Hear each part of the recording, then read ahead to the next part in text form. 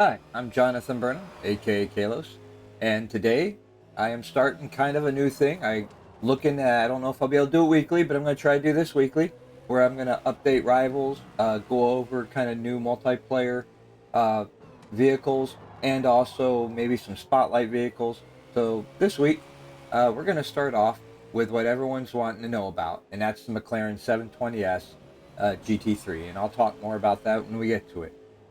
Then I'm going to talk a little bit about the Spotlight car. The Mazda MX-5 Cup is a really fun car. I put together a tune and build for that. If you want to take that into multiplayer, been pretty successful with it.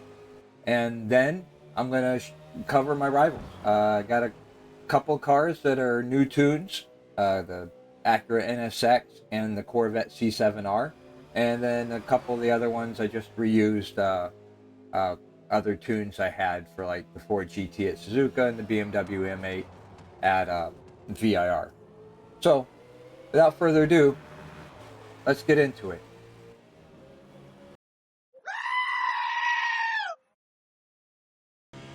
The McLaren 720S GT3. This is a lap in the stock version. I will say that my initial impressions of the vehicle before I have actually put the multiplayer tune on it were pretty solid. As soon as I put the multiplayer tune on it, though, I was less than impressed. It really suddenly had a bunch of understeer. When I dug into it, turns out that they upgrade the rear tires, but not the front tires like most of the other GT cars in the class. That leaves it kind of lacking, for a better term, a bit of rotation. So it's a solid but not spectacular car. You can definitely use it and be pretty good in it. It's very beginner friendly. It's very similar to the Acura if the Acura was easy to drive. This one will definitely let you get away with a lot more at the limit. That being said, it doesn't have the power acceleration and top end that the Acura has, and some of that has to do with the weight. It's a pretty hefty car for being in this class at 3,076 pounds. They don't put the race brakes on for some reason, and I feel this car would really fit really well with the race brakes.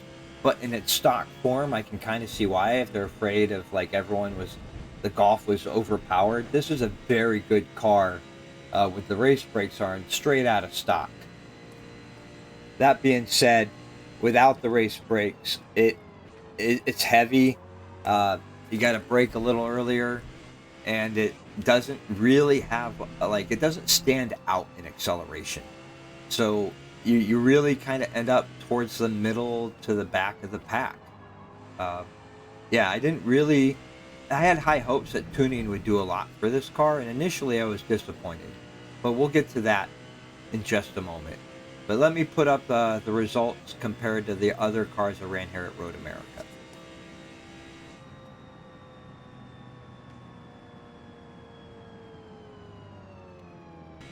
Last lap, let's go. This is my tuned version of the McLaren 720S GT3. I wasn't able to really, like, the grip levels on this car are not really what I would hope for. And I still think it needs the race brakes, but I really surprised myself with this lap. I had been struggling to get under 204.8, and yeah, this lap I ended up with like a 204.360. It's a really solid lap, so you got to take that into account. I don't really think this car is at the meta level of, say, the Viper, the Acura NSX, or the Ford GT LM, or even the BMW M8. However, it's a better car than I thought, and I even did it in a multiplayer, which I'll show a little quick clip of after I share the tune with you. But it still struggles with overall grip levels and a bit of understeer, so you got to be a bit careful. But again, it's a solid beginner car, and I think with this tune, anyone could really jump in and drive it pretty well. So, I mean, it's not the meta, but it's still a pretty good car. I would like to see them add the race brakes to it, and I think that 80-pound difference plus, you know, being able to brake quicker really will give it a personality and a place that fits, and would get it to match the meta level of the Viper and the Acura NSX. And I think that's about where the car should be.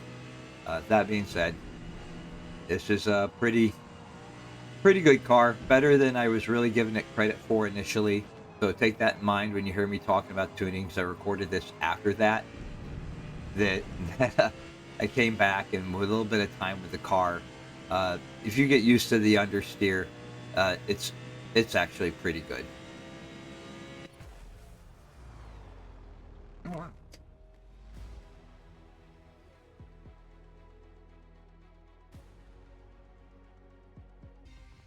For those of you who just like to download my tunes and don't want to copy them, here it is, Road America. But I did try it at Homestead, and it's pretty solid. I think you could take it to most tracks. It may not be perfect for most tracks, but for all tracks, but I think it'll be pretty solid in most places.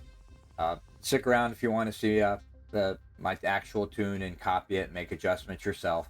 Keep in mind, I recorded the tuning and kind of talk about it before I actually went back and spent more time with the McLaren. So, yeah, I might complain about it, but I still think it needs the race brakes, because that lowers the weight by 80 and makes a pretty solid difference in the car. This is my tune for the McClaren 720S. As I said earlier, I was a bit disappointed with this car in terms of its capabilities, and I'll touch on that here in a moment after we go through the tune. But I did the full tune, everything on it, checked the pressures and the camber and all of that. I got 28 in the front, 28.5 in the rear. I found if I went any lower, it really kind of slowed it down. Gearing, I redid the gearing, as you saw a bit in that multiplayer race. I had no problems with it. This is definitely gives you a good launch. I didn't even get chased down by an Audi or a Porsche, so I feel like the gearing is pretty solid, and it's got a solid launch. Negative 1.7 on the front, -1 on the rear for camber, 6 for caster. I didn't like my normal 7, so I went lower. It does, because of the wide rear tires, it does tend to understeer, so I'm 23 and 40, really to try to get a little bit more rotation at lower speeds. Springs just soften them up a bit and soften the rear a bit, just to keep the back end. Didn't do much with the dampers. I found going lower in the bumper, the car didn't really like it, so I ended up back at 4. I did raise the rebound a bit just to get a bit more weight transfer, but found I didn't really need much more. Suspension geometry, I did make some adjustments here. The anti-squat I felt was a bit high. The rear end would want to come out on you a little more than you'd like on throttle, so I lowered the anti-squat into the negatives. The front didn't like to turn in, so I lowered that to -0.8, and the rear, again, just to get a bit more rotation mid-corner and a bit on the exit, I went up to 0.6. And this car, I built it at Road America. Definitely understeers a lot. This is another one you're going to have almost full front aero. I did find it for grip. I think I was at 334 and 331. I needed a little more grip for a couple of the corners. I went up on that. Brake balance 50. You might want to drop that to 49. Just personal preference there a little bit. I found 50 was fine for this car. Acceleration, I went up just a little bit. I found too much, and again, as you went on throttle, it would just be pulling the rear end out. The deceleration, I definitely dropped. It doesn't like turning in, and by lowering it, I could, hammer down the gears and get it to kind of want to rotate. Went up a little bit on the force feedback. Steering lock, I am using 90. So if you're on control, you might want to do 100, but I found with the wheel, 90 was a good place, or 810 degrees of rotation. So that's the tune. All right, I wanted to go a bit into the build for multiplayer. For multiplayer, they raise the restrictor to get more horsepower, and the valves. So they add quite a bit of power to this, bringing it from 520 to 561. The real problem I found though was in handling. The car feels like it should be a solid handling car, and if you look at the weight, you'll kind of see the problem.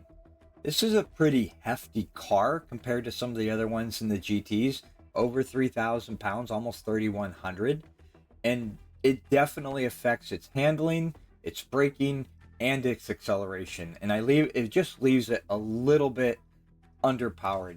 If Turn 10 was watching this, and I'd say, hey, you could probably fix this, because I did a good bit of testing. I tried using the weight reduction, but I found that took the weight a little too low, leaving it at 520 horsepower. But if you take the brakes, it's not using the race brakes, and you put the race brakes on, the weight goes down by 80. Yeah, 80. And then so you get better braking just from the weight loss, you get better handling from the weight loss, and you get better acceleration. It kind of covers all three bases. And because it's still a bit heftier, the extra braking power from having the race brakes on definitely helps get it to where some of the more handling cars is. And I did my test around Road America. I was doing a 208, 204.85. I would come in with this and do like a 204 with the potential of doing 203, 202s. I think this would actually balance out the car, and I hope they revisit this. They don't just pull a Golf and maybe buff it in some other way, and just add the race brakes, and then it really kind of becomes a competitive meta car. Maybe not with the Audi, but in terms of the Acura NSX, the Ford GT, the Corvette C8R, the Dodge Viper, it gets a lot closer to those cars, and makes it a more competitive choice for actual multiplayer. This is a race at Homestead. Had a really good battle with this hit rem with the Dodge Viper. We were really close the whole way, but I did want to show you can get decent times out of this build. So it's not like way down. You can have a pretty good race with this car.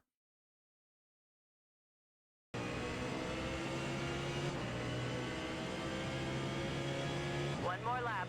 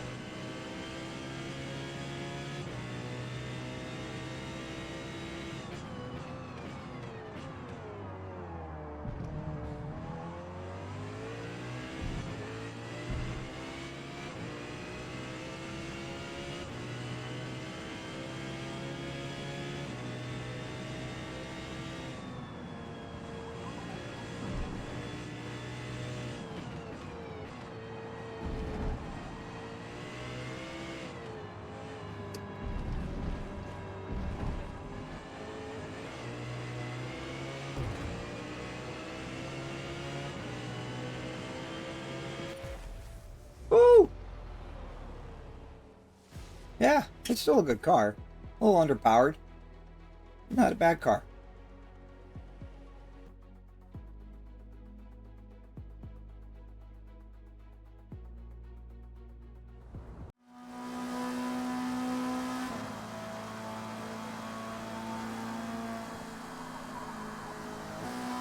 Oh, you got it.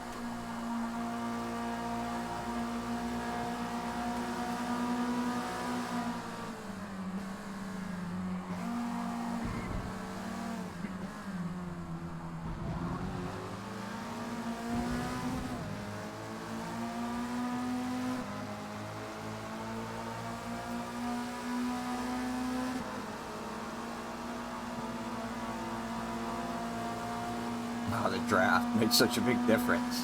Can't get rid of.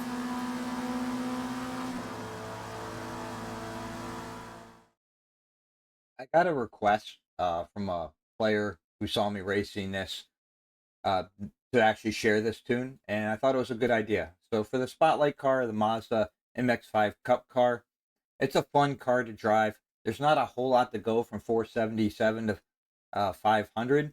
I will share the build and the tune, but just so you, if you just want to download this, I've been really competitive in this, usually fighting for the lead. So it really doesn't matter what track. These cars are a lot of fun, and I definitely recommend this week while you got time, give them a shot. We don't know when we'll see it again.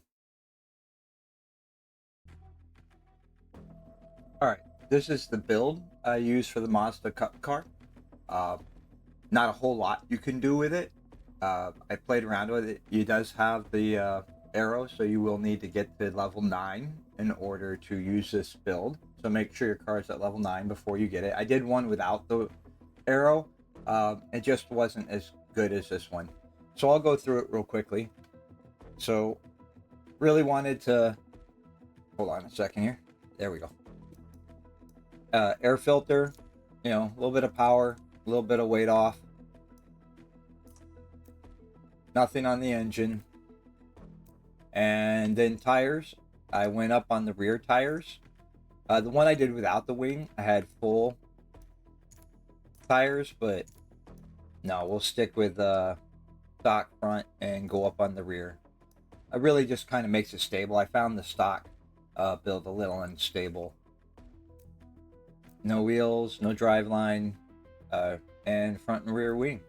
And that's it for the build for the Mazda Cup car. All right, as for tuning, you can see I got 29.5 in the front and 29 in the rear. That's about where it shook out. I didn't do like a full tune on it like I do with the GT cars because it's only for a week. I just wanted to get an idea. A little softer helped with grip a bit. Gearing, I did redo the gearing so that you can make use of all 6 gears. The first drive is set, so you can get a really good launch. I've had no issues with the launches, with nobody getting out ahead of me, and I take off from most of the people. Just my stock. Caster, it liked 5.5, but 1.5 in the front, negative 1.5, and negative 1 on the rear for camber. I haven't touched the anti-roll bars. It just drove pretty well as it was, so I left it alone. I can't remember now. I think I softened it up a bit. I didn't even lower the ride height, so you might want to do that. Left the dampers alone. Did nothing with suspension geometry. And then with the aero, I went as low as I could, but found that it understeered a bit. So, especially as the speed got higher. So I went up to 60, and I found that really helped. The aero really makes up for the narrower tires. I was worried that it would, even on kind of mid-speed corners. And it's not really an issue on the low-speed corners. Nothing really with the brake pressure. Left the diff pretty much as it came stock. And then 100 on the wheel tuning. And there you have it. I've been pretty successful with this in multiplayer. Rivals, we're going to start off with Watkins Glen and Homestead. Pairing these together because I use the Acura NSX for both. It's a new build I built for the Acura NSX, so I was more comfortable going into multiplayer. And I want to share it with you. And I used it for both of these tracks. So here is my rivals for Watkins Glen. And here is my rivals for Homestead. I feel like they're pretty solid times. I actually put some effort into them. So feel free to follow my ghost. Give it a chase. This is a brand new Acura NSX build. I made it because I wasn't comfortable with the one I did at Road America for multiplayer. I just felt it was a little too on edge. So I did quite a bit of work with this. And let's go over the tune on this. All right. Did the full-blown tuning process for this, but then I played with the suspension geometry kind of early in the process for this car. 29 psi for front and rear. Gearing, set it, tightened it up a bit.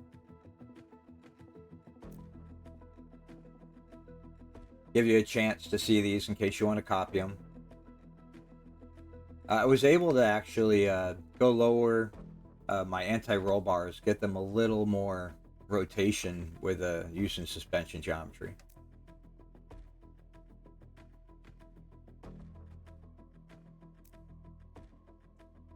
You can go pretty low on the bump with this car, and the rebound you might want to bring down a little bit, especially at Watkins Glen, where you go through the chicane. It just tends to maybe weight transfer a little too quickly. You can see the big change here. I took the anti-squat down, not all the way into the negatives, but definitely lower than what it starts with. 5.1 on the roll center for the front and negative 5.9. Just really trying to get this car to, stabilize and try to return to true, especially when you lose the rear end. It can still bite you, but it's definitely more controllable if you go over the edge and the rear end comes out on you. This car is already pretty fast, so I definitely have some rear aero on it, just to give it a little more stability on the rear. You might want to go a little higher than that. Brakes, again, it just would turn too quickly under brakes. It's 52. And 77 and 22 for decel.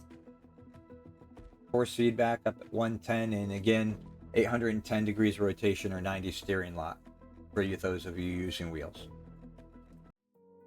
At Leguna Seca, I did something a little bit different. I chose to set the Chevy C7R. I thought it'd be a good showcase of this car. It's a bit underpowered compared to the rest of the GT cars, but it handles really great. And I'll show you. And I showed you the tune for it. I'll show you the tune for it. It's a really good car at Leguna Seca. It's not as fast as maybe I could have done with the Ford GT or the C8R or the Dodge Viper, but honestly, if you can get a 23.9 in rivals, and then you'll probably be close to low 23s in race, and that would be really close. And I just felt this was a good showcase. If you can beat this time, you're still going to have a really good time. For those of you who want to download the Corvette C7R tune I have, here it is. Feel free to download it. Otherwise, stick around and just copy the actual tune itself.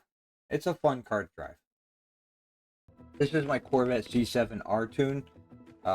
Just going to go through it real quick, give you a chance to see. You can see the tire pressures, and then you can see the gearing I use for this car. I think I did tighten it up a little. No, I didn't tighten it up a bit for Leguna Seca. It's very similar to my Road America one, with just kind of a few adjustments for Leguna Seca.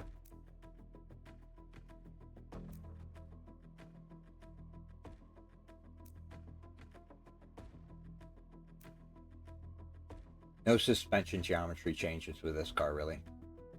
It handles quite nicely as it is. I think I just went up a bit on the aero.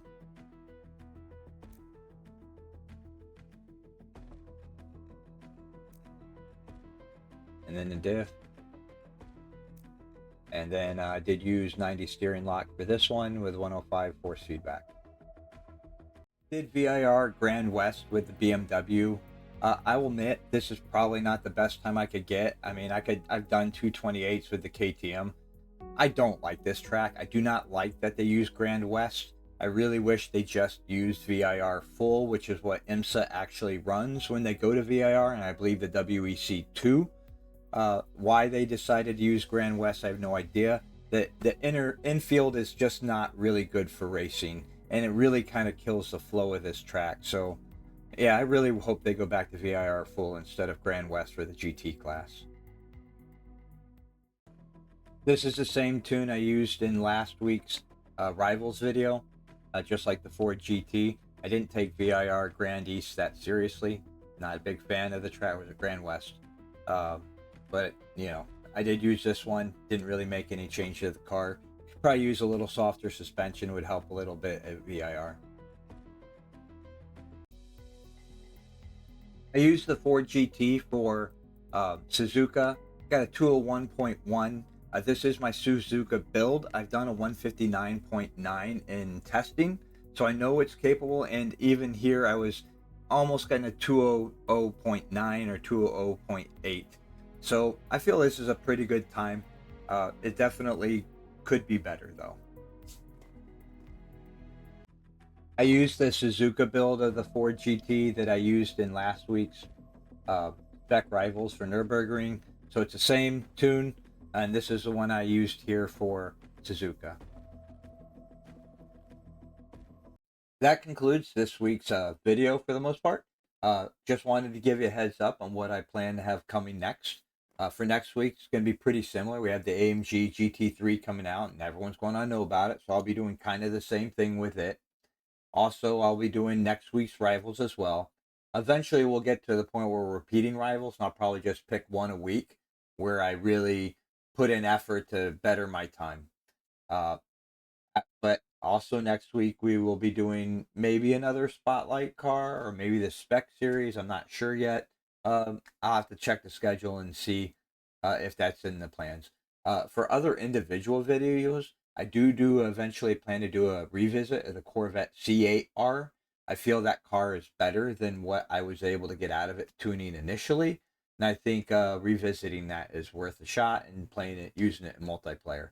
As well, I've gotten a lot of requests for touring cars, so I will be kind of turning my attention towards the touring cars. But like that first, baseline GT cars, which one's the best stock one, took a long time to make that video, so it might take a little time to put that video together, and I haven't quite started it yet, but it is in the plans. So that's where we are now. If you made it this far, thank you for sticking with me. Have a good weekend. Cheers.